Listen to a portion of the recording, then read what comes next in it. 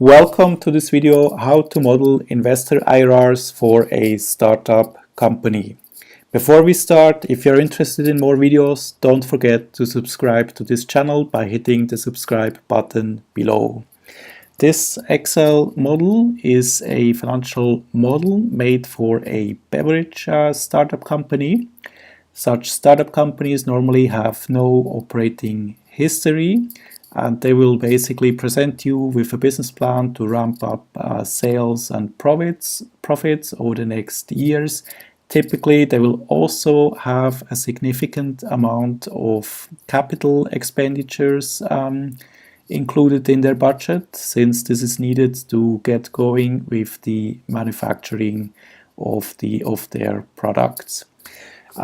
In this model, if you are an investor, what you want to focus on is to quickly understand the profitability of this project, and what you will want to do is you will want to calculate the unlevered and levered IRR of this project.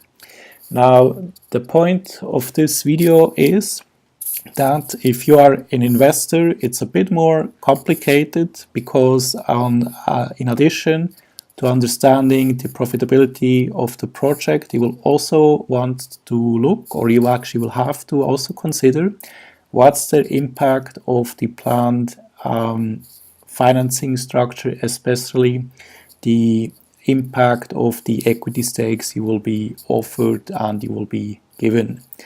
A typical startup will give some of the equity to the founders, either for their prepaid expenses or their work they're going to put it. So normally they get an equity stake, so they don't have to put cash in.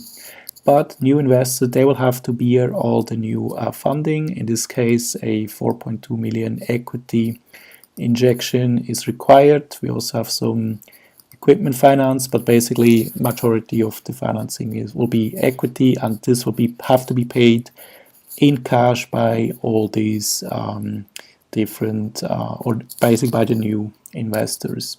So what we want to show you is that in such cases it can make a lot of sense that actually you are building up additional cash flow forecasts, not only here for the project and for equity investors in general, but actually you start putting together investor by investor what is their individual cash flow forecast. And here you need to look in at the terms of the suggested deal, how much of the funding they will have to pay. In case of new founders, they don't have to invest anything, they just get the benefit of a 15% stake out of it. In case of a shareholder, he will have to basically put in a large portion of the investment upfront, and then he will get whatever the equity stake is being agreed.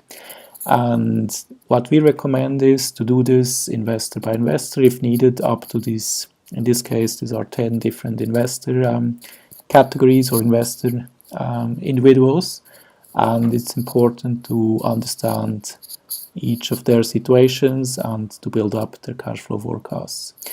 And what we then want to do is to create a table where we summarize how much each of these investors has to invest, how much profit they generate, so that we can calculate their multiples and also their investor IRRs. In this case, if you look at shareholder A, that's one of the investors, you will see that that's basically this block here. At the beginning, let's just have a look at the formulas.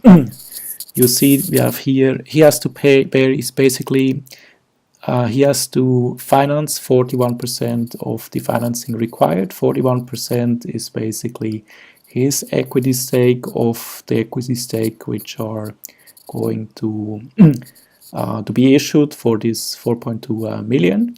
So what we do here is, if we are in funding mode, that means if the free cash flow to equity is negative, we take 41% share of this of the initial investment required, And then once the project gets profitable, we look if the cash flow is positive, we take his resulting equity stake and we multiply this by the cash flow which goes to equity investors. So that's how we can come up with.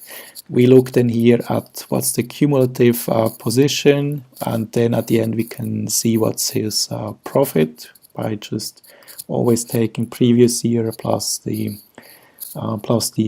current years that we always know what's the accumulated profit. And then we go one step further and we also look at the IRR by just calculating his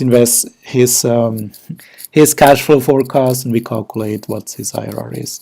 In this case, if we want to summarize, we have then to create a table where we pull this all a bit together, and what you can read here is, if we remember, we had here a 27% levered IRR, that's for the general equity category, but in this case actually founders IRR will even be higher because they don't need to invest anything in terms of cash outlay. And for shareholders, those which have to actually put money in, their effective IRR will be lower because they only will get, in this case, the product, whatever their equity stake will be, so this will be accounted in. And so what an investor wants to understand is not the figure here. He needs to understand his personal IRR he can get from this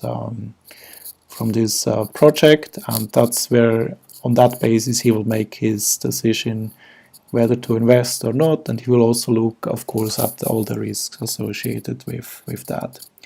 So I hope this video was useful. It gave you a short idea what maybe how to solve, how to deal with that challenge, to go a bit one level deeper in looking at this IRR. And if you liked the video, please give it a thumbs up. Don't forget to subscribe to this channel and visit our website efinancialmodels.com. A link to the model is included in the description below. Thank you for watching.